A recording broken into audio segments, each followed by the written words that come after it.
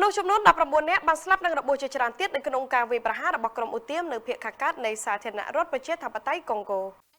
នៃសាធារណរដ្ឋប្រជាធិបតេយ្យកុងហ្គោបាននិយាយកាលពីថ្ងៃច័ន្ទថាយ៉ាងហោចណាស់មនុស្សចំនួន19នាក់ត្រូវបានសម្លាប់និងជាច្រើនអ្នកទៀតបានរងរបួសនៅក្នុងការវាយប្រហារចុងក្រោយដោយសារតែក្រុមឧទាមនៃកងកម្លាំងប្រជាធិបតេយ្យសម្ព័ន្ធមិត្ត ADF នៅលើភូមិមួយនៅភូមិខាងកើតនៃសាធារណរដ្ឋប្រជាធិបតេយ្យកុងហ្គោ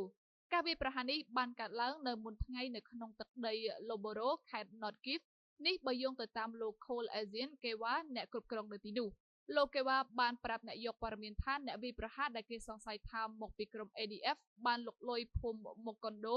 នៅក្នុងសង្កាត់ Baswaga នៅក្នុងរយៈពេលតែប៉ុន្មានម៉ោងប៉ុណ្ណោះដែលធ្វើឲ្យមានការភ្ញាក់ផ្អើលកើតឡើងនៅក្នុងចំណោមប្រជាជនដែលចំនួនអ្នកស្លាប់បណ្ដោះអាសន្នគឺមានចំនួន19នាក់លោកបានបន្តថាក្រុមអ្នកវាយប្រហារក៏បានបង្កការខូចខាតសម្ភារៈយ៉ាងច្រើននៅក្នុងតំបន់មួយទៀតនៅក្នុងសង្កាត់ដដែលដែលផ្ទះជាច្រើនត្រូវបានដុតបំផ្លាញនិងហាងលក់ដូរទំនិញត្រូវបានគេលួចបើយោងទៅតាមប្រព័ន្ធផ្សព្វផ្សាយនៅក្នុងស្រុកបានឲ្យដឹងថាអំពើហិង្សាមួយនេះបាននាំឲ្យមានការផ្លាស់ទីលំនៅដ៏ធំនៃចំនួនប្រជាជនដែលកំពុងតែស្វែងរកការជ្រកកោននៅក្នុងតំបន់ដែលត្រូវបានគេចាត់ទុកថាមានសុវត្ថិភាពជាងក្រៅកើតហេតុយោធាកុងហ្គោបានប្រកាសថាពួកគេបានបើកប្រតិបត្តិការរួមគ្នាជាមួយកងទ័ពអ៊ូហ្គាន់ដាដើម្បីការពារតំបន់នោះនិងតាមប្រម៉ាញ់អ្នកវាយប្រហារដែលក្រុមប្រដាប់អាវុធធ្វើភេរវកម្មនៅទូទាំងភាគខាងកើតកុងហ្គោ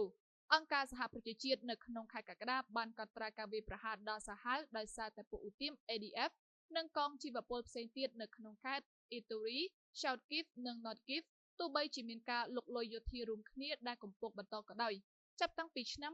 2021មកកងកម្លាំង Ugandan និង Congolese បានក្រុមនេះមានសកម្មភាពនៅភាគខាងកើតកុងហ្គោអស់រយៈពេលជាច្រើនឆ្នាំមកនោះមានទំនាក់ទំនងជាមួយនឹងក្រុម ISIS នេះខ្ញុំវិកីពី Big News